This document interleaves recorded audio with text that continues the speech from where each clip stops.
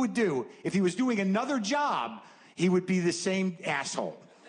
Like, if he was working on a car lot and you went onto that lot to buy a new car and he came walking towards you, innately you'd be like, nah, not that guy. I don't feel comfortable with that guy. There's something off, not right. It's not right. And I don't know, man. You know, it's like a lot of people still ask that question, like, how did this happen? Why? How did he get elected? Now, I don't want to be condescending. I think most of you are like-minded people. I don't think there's a lot of Trump supporters in here. If there are, it's not your night. But I think there is a question among people that aren't Trump people that's sort of like, how did this happen? Well, I had to ask myself that. Now, and I'll ask you. So during the Obama years, were you pretty politically active? Yeah, exactly. So, like, if you ask most people, what did you do during the Obama years? It'd be something like, well, I worked on me. I did a lot of work on myself. You know, I was very mindful. There was a lot of hope then. Did a lot of yoga, got my core tight. And I think that was good. I think that's good. Yeah, well, they were chipping away at state and local governments for 30 years, but your downward dog is solid? That's great. That's terrific. Good for you. So I don't know what's going to happen. I don't even know if he's going to leave if he gets voted out. What if he doesn't fucking leave? I know most of you have thought that because now it could happen because we don't know how government really works anymore. We used to think there was rules and stuff, but clearly none that weren't bendable or completely eradicatable. Is that a word? I mean, there doesn't seem to be any rules, kind of. There's all these norms, which are basically just sort of like, you're going to do the right thing, right? Yeah, no problem. Don't worry. What is that?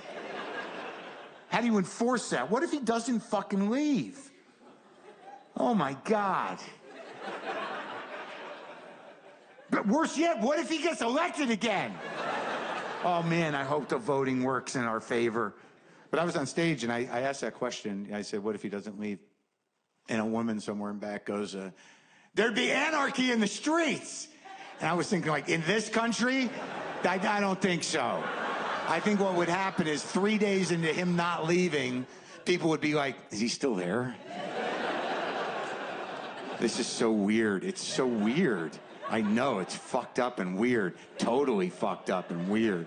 Is he just gonna stay there? I don't know. I don't know what's gonna happen. Well, what do we do? I don't know.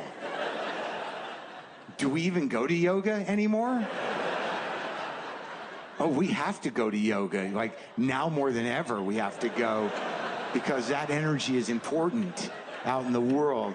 And the instructor, Chelsea, will be sad if we don't go, and I'm worried about her.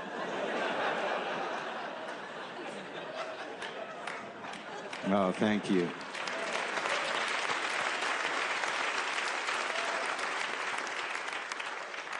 Look, I don't really know. I don't know how it all, I don't know. Obviously, none of us do. And you're just trying to, you know, get through it. I hate when people go, don't normalize this presidency. I don't think anybody is really normalizing it, but we're just trying to deal. I mean, what's the alternative? To walk around going, oh my God, what the fuck is happening? Every day I'm terrified. This is fucking crazy. I mean, you can't do that. Many people have jobs. They have things to do. They have to function in the world. You don't want to be the crying guy at work. What's the matter with him? It's a Trump thing. It hasn't stopped for almost 2 years now. I don't know. How do you get through it? You know, you got to have some hope, I guess. I don't know. Yeah, spiritual? Are you practical? What do you do? I don't know who I'm asking. I don't know who I'm expecting to answer. I myself, look, I'm a Jew for you know, whatever that means. I mean, there's a broad spectrum of that, and generally, you know, I don't know if I was ever taught to use God, how to use God. We were told he was there, but most of what you learn as a middle-class American Jew is that you're better than other people, and you should say you're a Jew out loud occasionally, sometimes out of context. Like, those are the basic rules. And we are better than other people. I'm sorry. I know that's why we're so contemptible to some of you, but yeah, that's true.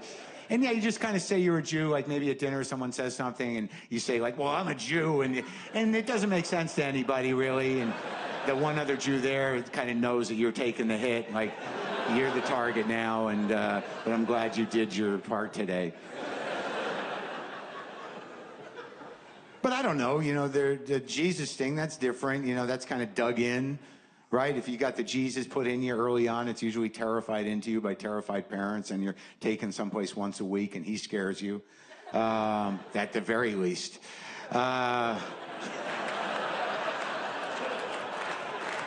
That's the best thing that can happen is just the basic fear, or the God fear is good. Leave it at that. And that kind of sticks in there. It sticks in a little deeper. You know, so I'm not judging, you know, your faith. Do whatever you got to do to get by, right? Jesus, Buddha, Allah, Yahweh. The Marvel universe, I think, works for some people. It's a very popular belief system. They claim that it isn't, but I think it kind of is, because I've poked at the Marvel universe fans, and they react like religious fanatics. And it's dug in there pretty deep. They will claim, the grown male nerd children will claim that it's just entertainment, and why do I got to be some sort of buzzkill? Why am I bullying them? Well, quite frankly, I think at this point, nerd culture, I'm punching up, all right? They're no longer, you know, the huddled weirdos. They now sort of run the cultural apparatus.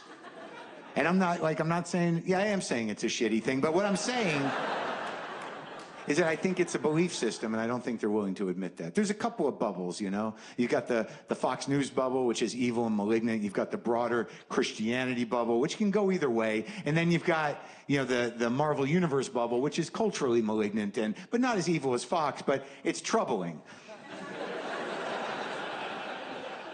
It's troubling for a couple of reasons. One of them culturally is being like, if you're a grown-up who doesn't feel like they need or want to see those movies, you kind of feel bullied into going, and you have to literally resist. Like, I'm not going to go, because you know people, they're like, maybe it'll be fun. Don't go, don't do it. Don't give in, you're a grown-up, and you don't know what it'll do to your brain. Brains are very soft. They're a lot softer than we assume. There's a lot of people that are, you know, allowing themselves to become stupid, and they don't even know it, and it's sad when you're their friend. So, but like, you know, for grown-up movies, the studios put so much money into those Marvel movies, and it kind of pushes the grown-up movies into your home, which is fine, but you know, sometimes you want to see a movie like a movie with an audience, not just with your cat, in my case. So, you know, sometimes because of Marvel movies, you have to drive 25, 30 miles to a smaller theater to see a good adult independent film with other human beings, like-minded people, where you all get to leave at the end confused by the ending. And you can overhear other people saying things like, did he die at the end or he didn't? Why is that not clear? Well, I think the director wants us to be having this conversation. Well, I don't like it. Why can't we know whether he died or not? It seems important to the movie. Well, see, it clearly had an effect on you. Is this the effect you want, though? But Marvel movies... See, the reason I think it's a belief system is some of these guys are my age, the fans of Marvel movies, and they've been reading, like, Marvel comic books since they were, like, 9. Like, 4 to 10 titles a month for, like, what, 40 years? I mean, come on, like, those of you who read the Bible when you were a kid, you got away from it probably, you know, you lapsed a little bit. You don't read the Bible now unless you find a lump in your armpit or something, you know, but it sort of got away from you. These guys still read 4 to 10 titles a month, and you're going to tell me that doesn't run deeper than just entertainment? Come on, there is a lot of grown male nerd children that when their life gets scary and existential and fucked up, you know, they bow down and go like, oh, Endgame will be out soon. They're like going, when is the next one coming? And I think they believe it deeper than you're assuming they believe it. And I think it's fine. You know, Jesus, Iron Man, doesn't matter really. These are good stories. They're good stories, good and evil, redemption. And oddly, you know, both of them, you know, could come back. Like, Iron Man died at the end of the last movie, but it's possible that he could come back. I think a lot of grown male nerd children are hanging on to hope, and they kind of know, like, he'll be back. And Jesus, of course, is prophesied. So, you know, we're on the precipice of 2 resurrections, folks. And I think it should be noticed or recognized that both the story of Jesus and the Marvel universe created in Jewish writer rooms. A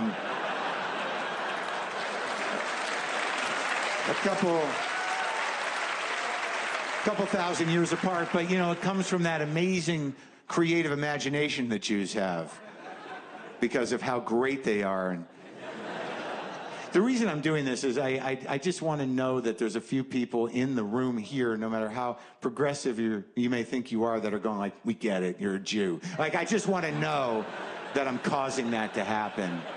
Because I believe that most people are anti-Semitic, given the option. I'm not saying they're walking around saying, fuck the Jews, they're terrible, but it doesn't take much baiting, you know, like, hey, you know, the Jews kind of suck. Yeah, you know, you're right, fuck them. Like, it's right there. And I think that I'm trying to find it in you so you see it in yourself. But I know you're asking, why are Jews so amazing? Where does that creativity come from? And I'll do a quick impression of Jewish creativity for you right now. This is my impression of Jewish creativity. Keep making shit up that they like so they don't kill us. It's a deep place. It comes from a deep place. Yeah. The more modern version of that in the comic book era was like, I didn't flee Poland for them to kill us. Keep making up superheroes. Similar thing. Am I right?